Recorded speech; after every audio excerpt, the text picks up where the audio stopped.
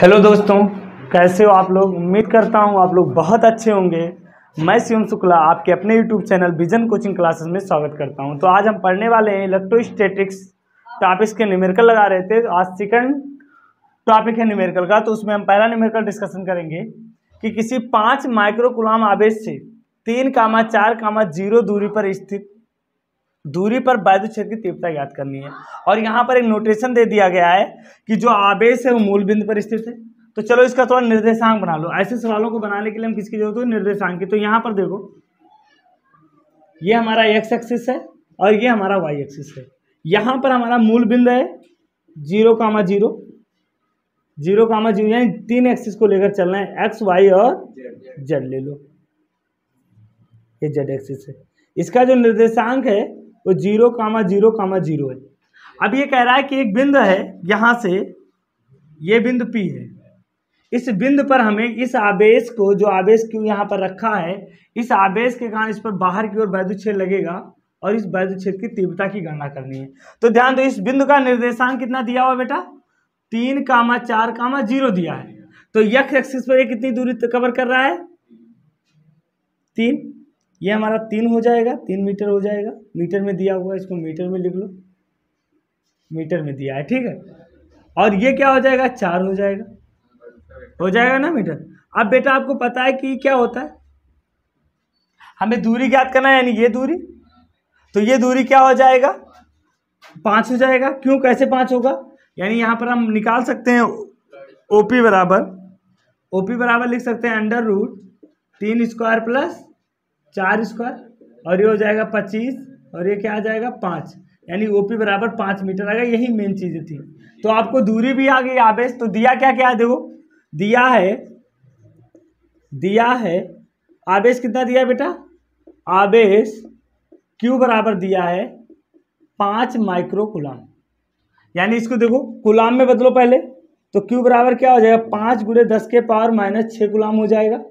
ये Q का मान हो गया, ठीक है। और हमें R कितना दिया है? दूरी हमें R बराबर दे दिया है 5 मीटर दे दिया। तो लिखो, अतः +5 माइक्रो कूलम के कारण बिंदु P पर वैद्युत क्षेत्र कितना होगा बेटा? वैद्युत क्षेत्र, बिंदु पर वैद्युत क्षेत्र E बराबर हो जाएगा 1/4πε Q/r²। ये तो होता है। तो यहाँ पर सबकी वैल्यू रख दो। E बराबर क्या हो जाए? 9 × 10⁻9, और Q की वैल्यू कितनी है? 5 × 10⁻⁻6, और R की वैल्यू क्या है? 5²। तो मीटर में दिया हुआ है, ठीक है, ये मीटर में दिया हुआ है। तो 5² हो जाएगा, तो 25, यानी आ जाएगा ये E बराबर आ जाएगा 1 5 से 1 5 कट जाएगा।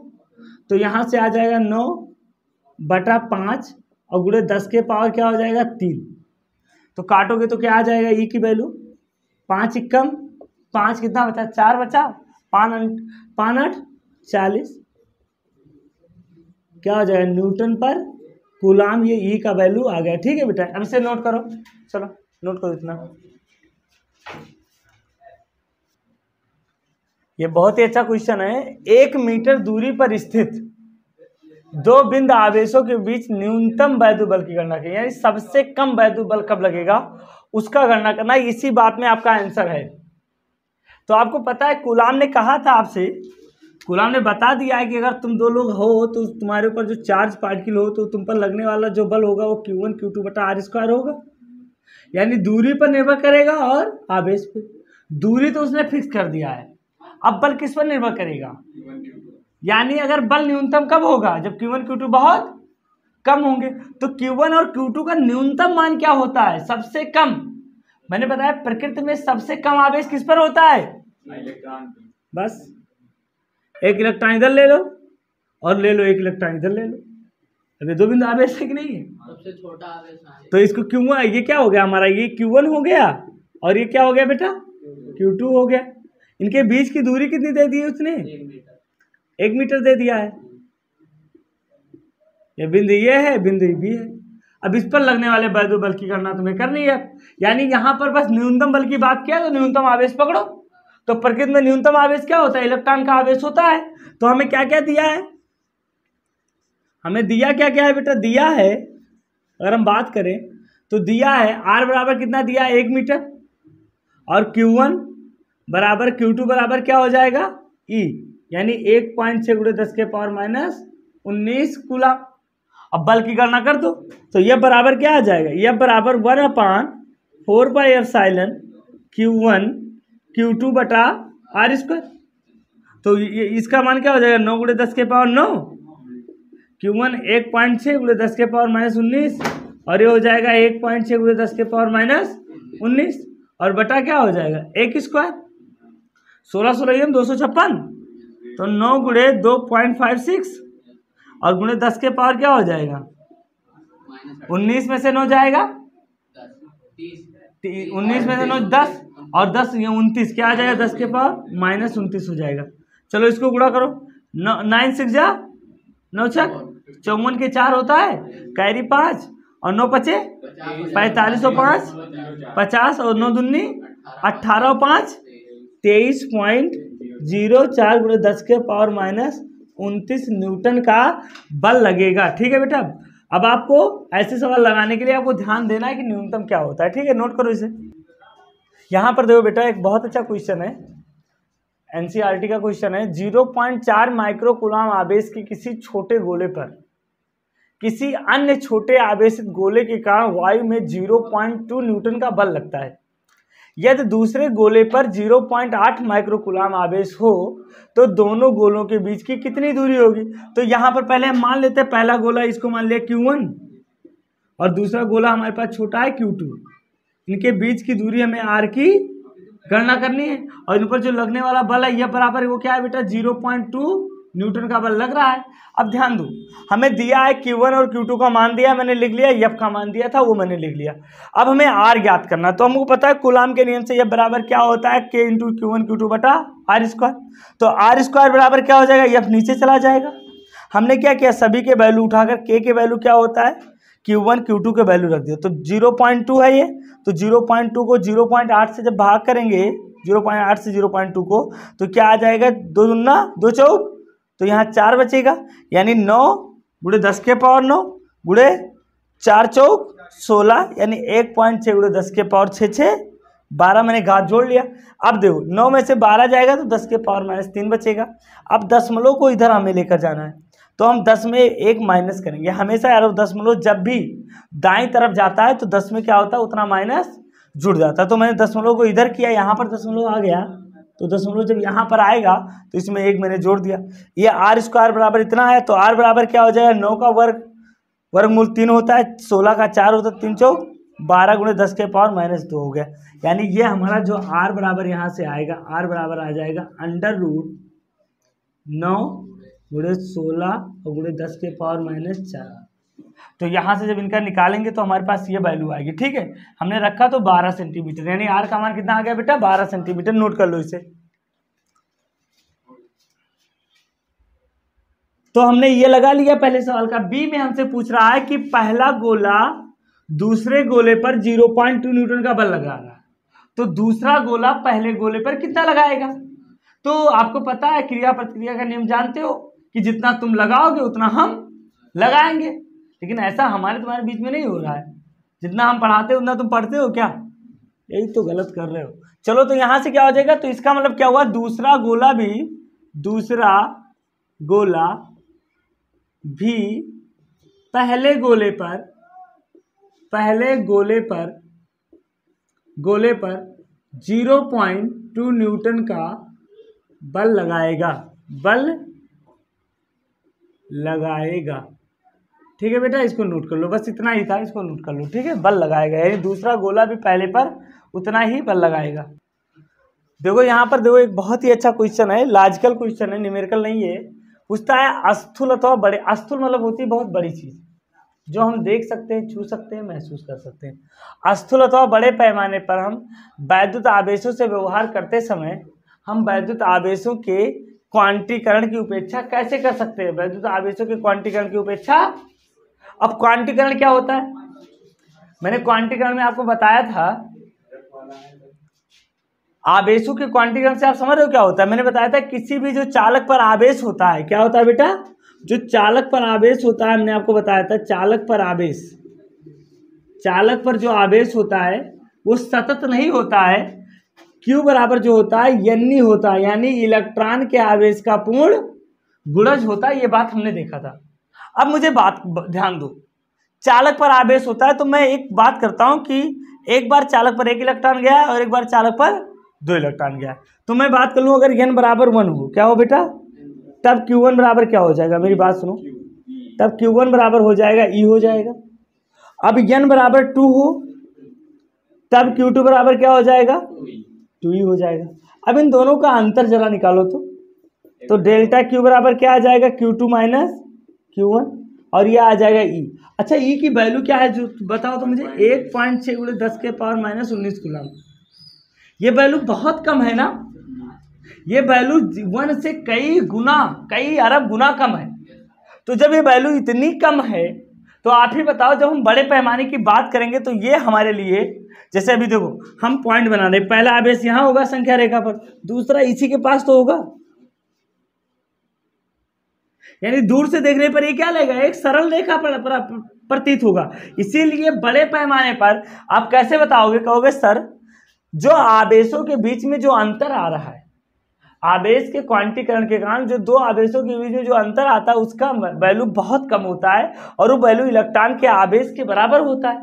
ये वैल्यू इतना कम होता है कि हम बड़े पैमाने पर इसकी उपेक्षा कर सकते हैं, समझ गए ना।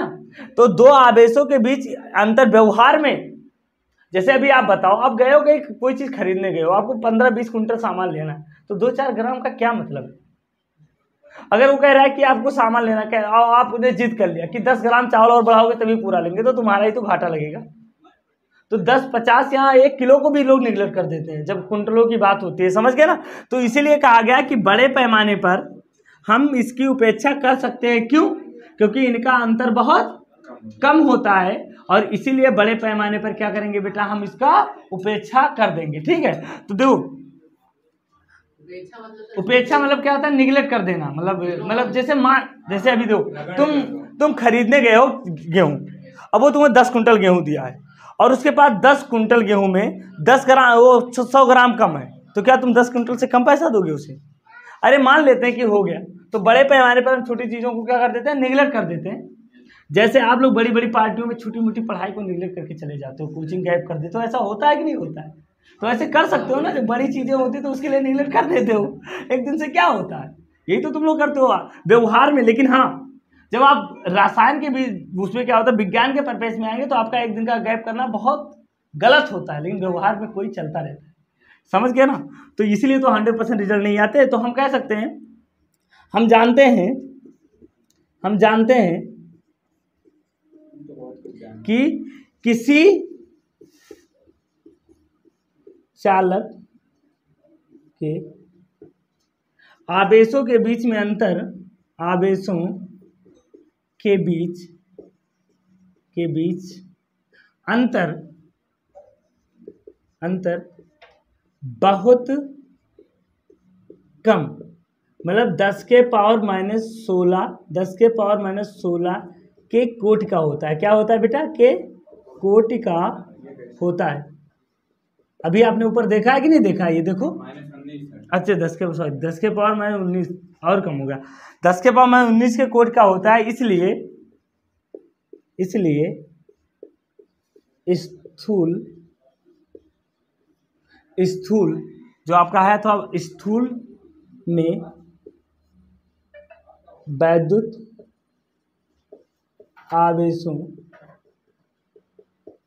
आवेशों के व्यवहार में हम क्या करते हैं, क्वांटीकरण की क्या करते हैं बेटा, क्वांटीकरण की उपेक्षा कर देते हैं,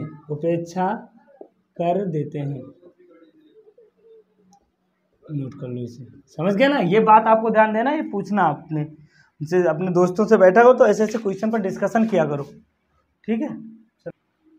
यहाँ पर देखो बहुत ही खूबसूरत सा सवाल है, 4 बिंद आवेश दिए हैं, QA, QB, QC और QD, ये एक 10 सेंटीमीटर, यानी ये जो भुजा है इसकी 10 सेंटीमीटर भुजा वाले वर्ग के केंद्र उस पर शीर्षों पर स्थित है। अब ये कह रहा है कि वर्ग के केंद्र वो पर एक माइक्रो कूलम का आवेश है, तो उस पर लगने वाले नेट बल की गणना करनी। अब वो हाल है कि तुम्हें बताओ, तुम्हारे 4 मित्र हैं और तुम बीच में बैठो।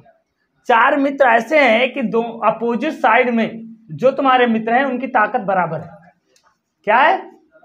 तुम बीच में खड़े हो, इधर वाला और इधर वाला मित्र दोनों ताकत बराबर है, इधर वाले मित्र और इधर वाले मित्र को दो, और तुमको बांध दिया गया है 4 रस्सियों से।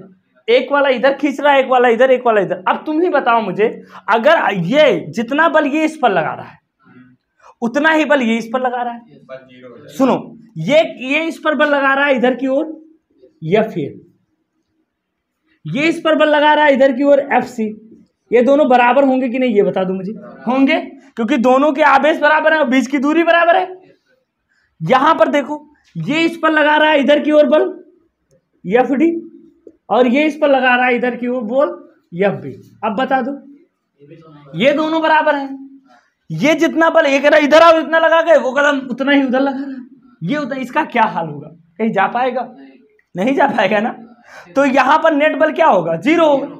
यानी वेक्टर समय दो यहां पर 2 विपरीत वेक्टर हैं और यहां पर भी 2 विपरीत वेक्टर हैं, तो यहां पर नेट बल क्या हो जाएगा बेटा? 0 हो जाएगा। यानी नेट बल क्या हो जाए, तो यहां से देखो, चित्र से स्पष्ट है, हम कह सकते हैं कि लाइन में चित्र से। अब आपको सॉल्व करना नहीं है, कुछ कभी कभी दिमाग लगा के भी आंसर दिया जाता है। चित्र से स्पष्ट है कि तो सर दिमाग तो हर क्वेश्चन में लगता है। चित्र से स्पष्ट है कि FA बराबर क्या हो जाएगा बेटा? FB। अरे FA बराबर है, वेक्टर लगा देंगे तब माइनस हो जाएगा। भाई लगा देता हूं वेक्टर। और क्या दिया है? FD बराबर कितना दिया है? माइनस FB दिया। तो नेट बल क्या हो जाएगा बेटा? FA बराबर FC होगा। हाँ क्या? हाँ C होगा ना, हाँ सॉरी। हाँ तो यहाँ देखो, नेट बल कितना हो जाएगा बेटा? F बराबर वेक्टर F बराबर FA प्लस FB और प्लस नीचे कर दो, नेट बल F बराबर क्या हो जाएगा बेटा? FA क्या हो रहा है यार? छी FA प्लस FB और प्लस FC और प्लस FD। अब मुझे एक बात बताओ, तुम यहाँ ध्यान दो, ये थोड़ा सा एडिट करो। इसको हम क्या लिख सकते हैं? FA प्लस FC बराबर क्या लिख सकते हैं? 0। इसको क्या लिख सकते हैं? FD प्लस FB बराबर 0। तो 0 प्लस 0 बराबर क्या हो गया? 0। यानी F बराबर 0 प्लस 0 बराबर क्या हो गया? F बराबर 0। यानी नेट बल क्या लगेगा? 0 लगेगा। याद रखना ऐसे सवाल में आपको। अब क्या होता है, बहुत बच्चे इसका मान निकालेंगे, इसका मान निकालेंगे, इसका। अरे भाई काहे इतना लोचा करने का, जब आपको आसानी से दिया हुआ है कि आपके चारों मित्र खतरनाक हैं जो तुमको नहीं कहीं जाने दे रहे हैं। ठीक है, नोट करो।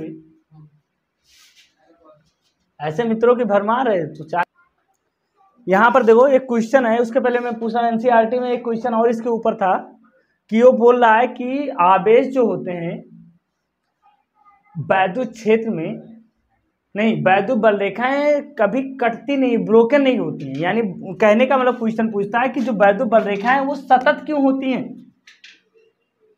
सतत का मतलब बीच में कटा नहीं होता है। तो ये एक बात ध्यान देना बेटा, जो आवेश होता है वो वैद्युत क्षेत्र में जब रहता है तो नशे में रहता है। क्या रहता है?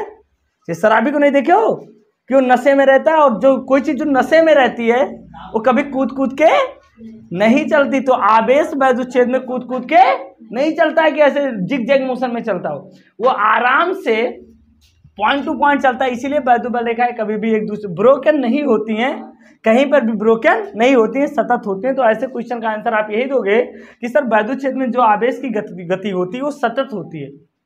इसके कारण क्या होता है? वैद्युत बल रेखाएं सतत होती है। अब यहाँ पर एक क्वेश्चन ध्यान दो, ऊन से रगड़े जाने पर पॉलीथीन का टुकड़ा ऋणावेशित हो गया है इतने कूलम का। अब कह रहा है ऊन से पॉलीथीन पर गए इलेक्ट्रॉनों की संख्या याद करो। यानी आवेश दे दिया आपको, और ये हमारा जान लो ये ऊन है, और यहां पर क्या है बेटा? ये कौन है? पॉलीथीन है। अब ये खुश है इसने चश्मा उस्मा पहन लिया, देखो आराम से, ये क्या बात है, बेचारा ये रो रहा है, इसके इलेक्ट्रॉन चले गए। ये आपका ऊन है, ये पॉलीथीन है। अब यहाँ ध्यान दो, इनके बीच की दूरी कुछ भी हो मुझसे मतलब नहीं, कुछ रखे होंगे। अब यहाँ से इलेक्ट्रॉन गया है तो ये तो निगेटिव हो जाएगा और ये क्या हो जाएगा, पॉजिटिव हो जाएगा।